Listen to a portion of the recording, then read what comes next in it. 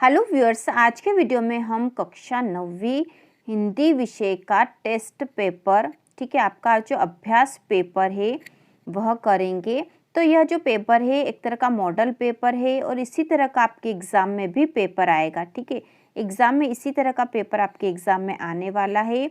तो आपका पेपर होगा 75 अंकों का, 25 अंक आपको प्रोजेक्ट कार्य के मिलेंगे। इसका वीडियो पहले ही चैनल पर आ चुका है। तो यदि आप चैनल को लगातार देखते रहोगे तो आपको सारी जानकारी पूरी तरह से मिलती रहेगी और हर विषय की संपूर्ण तैयारी भी होती रहेगी। तो यहाँ पर जो प्रश्न पहला है, तो सारे वैकल्पिक प्रश्न हम हल कर लेंगे आज। पहला प्रश्न है, सही विकल्प का चयन कर लिखिए। इसमें पहला हिंदी साहित्य का सर्वाधिक लोकप्रिय महाकाव्य है। हिंदी साहित्य का सर्वाधिक लोकप्रिय महाकाव्य, तो यहाँ ऑप्शन दे रखे पद्मावत, पृथ्वीराज रासो, साकेत या रामचरितमानस। तो इसका उत्तर होगा रामचरितमानस। सर्वाधिक लोकप्रिय महाकाव्य है रामचरितमानस। इसके बाद दूसरा प्रश्न है, मेघ आए किसकी रचना है? तो मेघ आए जो रचना है वह है सर्वेश्वर दयाल सक्सेना की। ठीक है, सर्वेश्वर दयाल सक्सेना की रचना है मेघ आए। इसके बाद अगला प्रश्न है, कामायनी है, ठीक है, कामायनी है महाकाव्य, खंड काव्य, मुक्तक काव्य या दृश्य काव्य? तो इसका उत्तर होगा महाकाव्य। ठीक है, कामायनी है महाकाव्य। इसके बाद अगला है, कांजी होस का चौकीदार लालटेन लेकर आता था, खाना देने, पानी देने, मारने या हाजिरी लेने? तो इसका उत्तर होगा हाजिरी लेने। इसके बाद है, समास के प्रकार है। तो समास के प्रकार होते हैं 6, तो यहाँ उत्तर आएगा 6। इसके बाद अगला प्रश्न है, इस जल प्रलय में पाठ की विधाएं। तो इस जल प्रलय में ही आपकी कृतिका का पहला पाठ है और यह एक रिपोर्टार्ज है। ठीक है, इसकी विधा है रिपोर्टार्ज। इसके बाद हम अगला प्रश्न देखेंगे और वह है, रिक्त स्थानों की पूर्ति कीजिए। इसमें पहला है, कैदी और कोयल दोनों ही देश के वासी है, स्वतंत्र, गुलाम या विशाल? तो यहाँ आएगा गुलाम, क्योंकि जब वह कविता लिखी थी कवि उस समय अंग्रेजों के जो है स्वतंत्रता संग्राम में अंग्रेजों के विरोध कर रहे थे और उस कारण से वो जेल गए थे। तो यहाँ पे आएगा गुलाम। कैदी और कोयल दोनों ही गुलाम देश के वासी। और यह जो प्रश्न है, कैदी और कोकिला आपके क्षितिज में काव्य खंड में जो कविता है उससे लिया गया है। इसके बाद है, छंद के अंतिम वर्णों की आवृत्ति, छंद के अंतिम वर्णों की आवृत्ति कहलाती है गति, गण या तुक? तो यह कहलाएगी तुक। इसके बाद है, करुण रस का स्थायी भाव होता है। तो करुण रस का स्थायी भाव है शोक। ठीक है, शोक करुण रस का स्थायी भाव होता है। इसके बाद है, लेखिका महादेवी के बाबा फारसी और भाषा के जानकार थे। तो फारसी के साथ और किस भाषा के जानकार थे? तो फारसी और उर्दू के जानकार थे। लेखिका महादेवी के बाबा फारसी और उर्दू भाषा के जानकार थे। बाद अगला है, अन्य भाषाओं के संपर्क के कारण हिंदी में आने वाले शब्द कहलाते हैं। तो अन्य भाषाओं से संपर्क से जो शब्द आएंगे वह कहलाएंगे विदेशी शब्द। इसके बाद अगला प्रश्न है, रीढ़ की हड्डी विधा में लिखी गई है। विधा में मतलब से यहाँ है गद्य की विधाएं। तो यहाँ पे रीढ़ की हड्डी जो है वह एकांकी विधा में लिखी गई, क्योंकि यह एक एकांकी है। इसके बाद अगला प्रश्न देखेंगे। तो अगला प्रश्न है, सत्य असत्य लिखिए।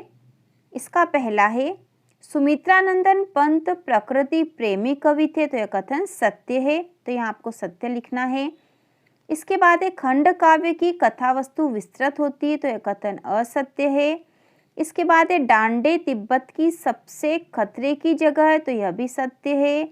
नाटक गद्य की गौण विधा है। तो यह कथन असत्य, क्योंकि नाटक जो है प्रमुख विधा है। अगला है, मोटाई शब्द में ई उपसर्ग है। तो यह असत्य है, क्योंकि यहाँ पे ई तो प्रत्यय है, उपसर्ग तो आगे लगते हैं। इसके बाद है, नानी के मन में देश की आज़ादी के प्रति जुनून था। तो यह कथन सत्य है। इसके बाद हम देखेंगे, सही जोड़ी का मिलान कर लिखिए। तो यहाँ पे सही जोड़ी हमें मिलान करनी। खंड अ में दे रखा कबीरदास, उपमा अलंकार के अंग, अश्रु का तद्भव, हरिशंकर परसाई, नैतिक का विलोम और विभीषिका। खंड ब में है अनैतिक, स्वर संधि, भयंकरता, आंसू, प्रेमचंद के फटे जूते, 4 बाह्य आडंबरों का विरोध और आश्रय। तो इसकी जोड़ी मिलाएंगे। सबसे पहले कबीरदास, इन्होंने बाह्य आडंबरों का विरोध किया है। इसके बाद हरिशंकर परसई की रचना है प्रेमचंद के फटे जूते। नैतिक का विलोम हो जाएगा अनैतिक। विभीषिका का अर्थ है भयंकरता। इसके बाद बचे 2 अश्रु का तद्भव, तो अश्रु का तद्भव हो जाएगा आंसू। और उपमा अलंकार के अंग, तो उपमा अलंकार के 4 अंग होते हैं। तो इस प्रकार से जोड़ी बनानी है, जिसके सामने जो सही उत्तर है वही आपको एग्जाम में आंसर में लिखना है। इसके बाद अगला प्रश्न है एक वाक्य में उत्तर देने वाला। तो पहला है रसखान किसके अनन्य भक्त थे, तो रसखान जो है वह श्री कृष्ण के अनन्य भक्त थे, श्री कृष्ण के अनन्य भक्त थे। दूसरा है जहाँ काव्य का आधार शब्द होते हैं वहाँ कौन सा अलंकार होता है, तो जो काव्य का आधार शब्द है वहाँ होगा शब्दालंकार, शब्दालंकार होता है वहाँ पर, ठीक है, शब्दालंकार। तो इस प्रकार उत्तर लिखेंगे हम। इसके बाद है सालिम अली अन्य किस नाम से जाने जाते हैं, तो सालिम अली जाने जाते हैं पक्षी वैज्ञानिक, पक्षी वैज्ञानिक के नाम से जाने जाते हैं। इसके बाद है किसी कार्य को करने या होने का बोध कराने वाले शब्द क्या कहलाते हैं, तो किसी कार्य को करना या होना ये शब्द कहलाते हैं क्रिया। इसके बाद है इस जल प्रलय पाठ में सन 1967 की बाढ़ में किस नदी का पानी राजेंद्र नगर में घुस गया था, तो इसका उत्तर होगा पुनपुन नदी का, ठीक है, पुनपुन नदी का पानी राजेंद्र नगर में घुस गया था, पुनपुन। इसके बाद है मेरे संग की औरतें पाठ में लेखिका कितने भाई बहन थे, तो लेखिका जो है 5 बहनें और 1 भाई था, 5 बहनें 1 भाई, ठीक है, यह उत्तर आएगा इसका। इसके बाद जो 2-2 नंबर के क्वेश्चन हैं इन सब के वीडियो अलग से, इन सब के लिए अलग से वीडियो बनाएंगे जिससे कि आप इनको आसानी से लिख सको और याद कर सको। तो यहाँ पे सारे जो क्वेश्चन है बहुत ही आसान हैं। तो 2 और 3 नंबर के क्वेश्चन के लिए अलग से वीडियो बनाएंगे जिससे कि हर प्रश्न का उत्तर हम बहुत ही सही तरीके से लिखें और पूरे अंक प्राप्त हो। यहाँ पर हम जो अपठित गद्यांश दे रखा है इसको हल करेंगे। तो यहाँ पे है शील युक्त व्यवहार मनुष्य की प्रकृति और व्यक्तित्व को उद्घाटित करता है। उत्तम, प्रशंसनीय और पवित्र आचरण ही शील है। शील युक्त व्यवहार प्रत्येक व्यक्ति के लिए हितकर है, इससे मनुष्य की ख्याति बढ़ती है। शीलवान व्यक्ति सबका हृदय जीत लेता है। शील युक्त व्यवहार से कटुता दूर भागती है, इससे आशंका और संदेह की स्थितियां कभी उत्पन्न नहीं होती। इससे ऐसे सुखद वातावरण का सृजन होता है जिसमें सभी प्रसन्नता का अनुभव करते हैं। शीलवान व्यक्ति अपने संपर्क में आने वाले सभी लोगों को सुप्रभावित करता है। शील इतना महत्वपूर्ण होता है कि किसी कार्य के बिगड़ने की नौबत नहीं आती। तो यहाँ पे सबसे पहला प्रश्न है उपयुक्त गद्यांश का उचित शीर्षक लिखिए। तो इस गद्यांश का उचित शीर्षक होगा शीलयुक्त व्यवहार, ठीक है, गद्यांश का शीर्षक होगा शीलयुक्त व्यवहार, यही शीर्षक होगा इसका क्योंकि इसी बारे में इस गद्यांश में लिखा गया है। तो शीर्षक देख लिया हमने, क्या आएगा, शीलयुक्त व्यवहार की क्या विशेषता है। तो यहाँ पे विशेषता हम इसमें से लिखेंगे। शीलयुक्त व्यवहार की विशेषता है कि शीलवान व्यक्ति, यहाँ से लिख देंगे ना, पहला है शीलयुक्त व्यवहार प्रत्येक व्यक्ति के लिए हितकर है और इससे मनुष्य की ख्याति बढ़ती है, ठीक है, ये आंसर आ जाएगा इसका।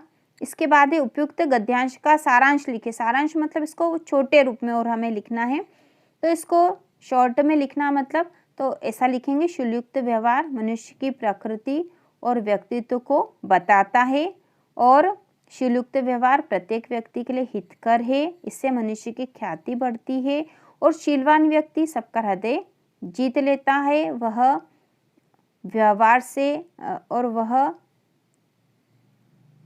ऐसे वातावरण का सृजन करता है जिसमें सभी प्रसन्नता का अनुभव करते हैं। क्योंकि हमें इसको शॉर्ट में लिखना है तो इस प्रकार से इसको हम लिख देंगे। तो इस प्रकार से लिख देंगे। यहाँ जो प्रार्थना पत्र देख रखा है इसका एक वीडियो जल्दी ही आने वाला है। अपने कक्षा शिक्षक को अर्ध दिवस के अवकाश हेतु आवेदन पत्र लिखे, तो बहुत आसानी से हम इसको लिखेंगे। तो इस आप इन सभी के उत्तर देखने के लिए चैनल को देखते रहिए, सब्सक्राइब करके नोटिफिकेशन बटन को भी दबा दीजिए, जिससे आपको सारे इम्पोर्टेंट क्वेश्चन मिल जाए, सभी प्रश्नों के बिल्कुल सही उत्तर मिले और आप एग्ज़ाम में बहुत ही अच्छे अंक प्राप्त कर सको। तो इसी प्रकार के और वीडियो देखने के लिए कक्षा 9वीं की संपूर्ण तैयारी के लिए चैनल को सब्सक्राइब कीजिए।